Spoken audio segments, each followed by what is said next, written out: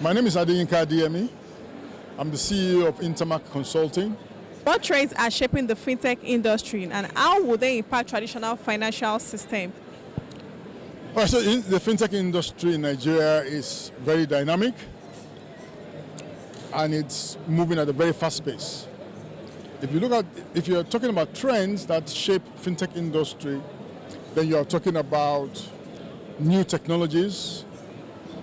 Obviously, today I would say artificial intelligence is something that is big in this industry, because when you talk about the volume of transactions and the sort of the dynamic nature of those transactions, then you will need a level of machine learning to determine the various elements of those transactions and classifying them into different categories.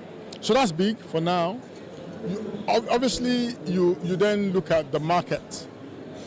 You look at the future of fintech, and you cannot talk about the future of fintech without looking at that market where you have Gen Zs, you have the millennials, and then of course you have Generation Alpha that then determine how that future goes, right? The technology service providers need to then provide what that market wants, especially in the future. The other thing that is critical at this moment is then to look at how to fuse payments in a digital economy.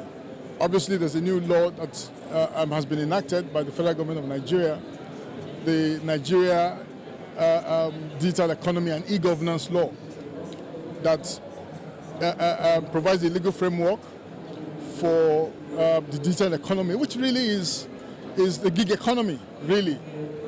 So how do we provide either the digital economy or services in the governance space without payment? It's really not possible. And when you talk about payment, essentially you talk about fintech. How do regulatory environments impact fintech growth, and what changes would you like to see? You cannot have fintech or a fintech that's as dynamic as we have described it without having regulation. So regulation is either always playing catch up with developments in the fintech space or trying to be ahead of the curve. We would like to see a situation where regulations are ahead of the curve, such that there's, if you like, not control, but there's guidance in terms of what happens and how it happens. And that really is what we have seen in Nigeria and other climes, really. But how does it affect the development of fintech? In massive ways. Again, it depends on the school of thought. Some people will argue with you that regulation or regulatory frameworks have hampered the growth of fintech because the regulator, which is the Central Bank of Nigeria in this case, is always trying to calm the entire environment down so that there's compliance, and compliance is very important, no doubt about that.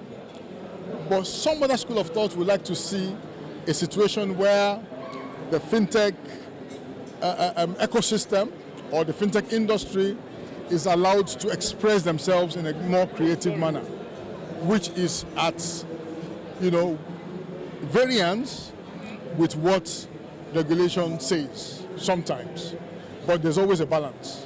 What fintech opportunities or challenges are unique to Lagos? Unique to Lagos? Well, Lagos is the commercial nerve center of Nigeria, and I indeed say Africa. So if you look at the volume of transactions across the country, you will see that a substantial part of it comes from Lagos, right? So Lagos is a hub. Lagos is the hub for Africa when it comes to fintech.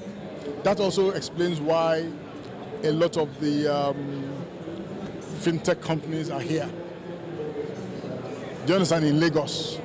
And Lagos is a good place to be. You have that market that I described earlier, the Gen Zs, Generation Alpha, and all of that.